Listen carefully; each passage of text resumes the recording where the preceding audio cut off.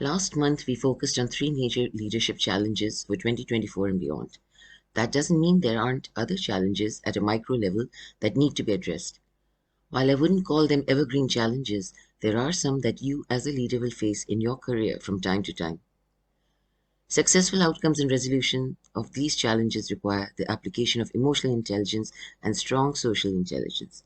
Your ability to handle the situation with tact and take your team along with you will mark the difference between being a good boss and a great leader. Hi, I'm Vatsala Shukla from Karmic Coaching, sharing a powerful leadership skill you need to develop to reduce dissent and disobedience. Unless you're a low-key despot, chances are that you don't enjoy telling others what to do or reprimanding them. You probably don't like being called out yourself, and you might even question your right to tell anyone else what they're doing wrong. Kudos to you if you feel that way. You have what it takes to be a good leader.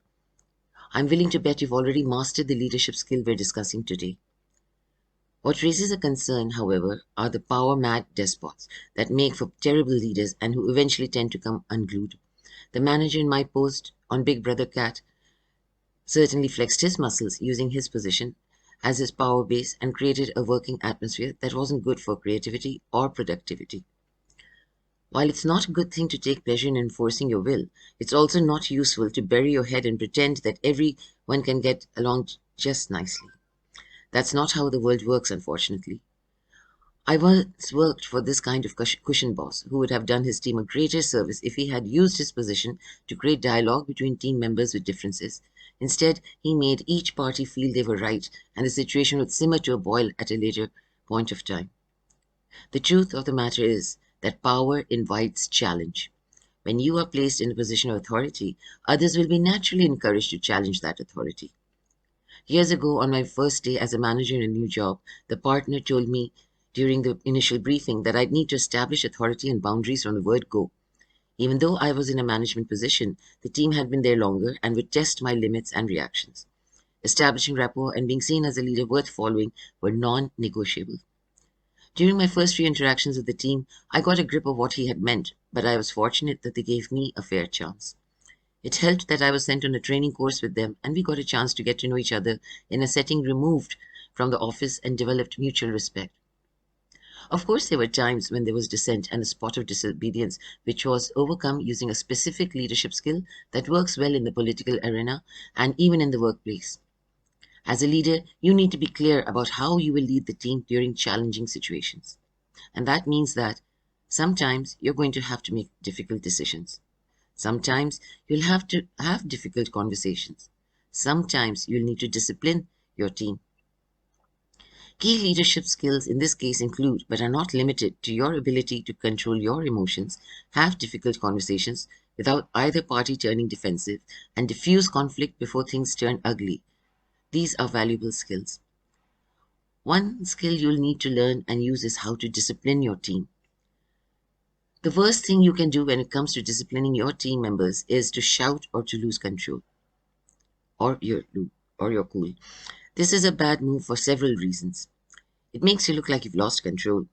It invites further challenge. It makes you seem easily manipulated by others. The other key to remember is that being a boss or a leader does not mean that you have a right to shout or to reprimand. The more effective way to think about your relationship with your team is as a partnership. You are a part of that team and you have entered into an agreement. They've agreed to follow your instruction as far as is reasonable, and you've agreed to pay them. You aren't in charge of them, you don't own them, and it's not your place to try and punish them or make them feel small. You simply express that they are violating the terms of your agreement and that they should expect the due results. Your job then is to remove emotions and any bias. Instead, create a simple procedure for dealing with failure or purposeful disruption. Express this at the start of your deal with your team members and then simply follow through as you have outlined. The biggest reason not to shout at or embarrass your team is also the reason you can't simply ignore the disruptive issues and hope they go away. Both these actions can cause the situation to fester and become worse. In other words, if someone is unhappy with your leadership, they may make their dissatisfaction known to others, and this can cause more of your team become vocally unhappy. Over time, this unhappiness can end up spreading through your whole team and being incredibly destructive. Isolating the individual, meanwhile, only causes them to become more set in their opinions and more disruptive when they return. So, what do you do with someone who is vocally critical and undermining your leadership? One option is to use a technique known as transformismo. Transformismo was the method of making a flexible centrist coalition of government which isolated the extremes of the political left and the political right in Italian politics after the Italian unification and before the rise of Benito Mussolini and Italian fascism. The Italian Marxist philosopher Antonio Gramsci described transformismo as a strategy to prevent the formation of an organized working class movement by co-opting and neutralizing its ideas and leaders within a ruling coalition. Transformismo is a method for turning a political opponent into an ally, and it works well in work and parenting settings too. In plain English, it involves taking the dissenter or critic and then placing them in a position of power. You'd have seen this technique being used in your workplace. It could have been in the form of creating a think tank from different departments. Maybe a staff member was asked to come up with ideas for processes and systems when they raised dissenting voices about a procedure. Essentially, sharing responsibility for an outcome. By doing this, you help to demonstrate the complexity of the situation and thereby silence a lot of their criticisms. At the same time, this will mean working together closely. Keep your enemies close. This often helps to gain a new respect for what you do and a greater propensity for working together and being a team player. Try it and see how it works for your team. I've included some more resources in the description. Have a look at them, apply them.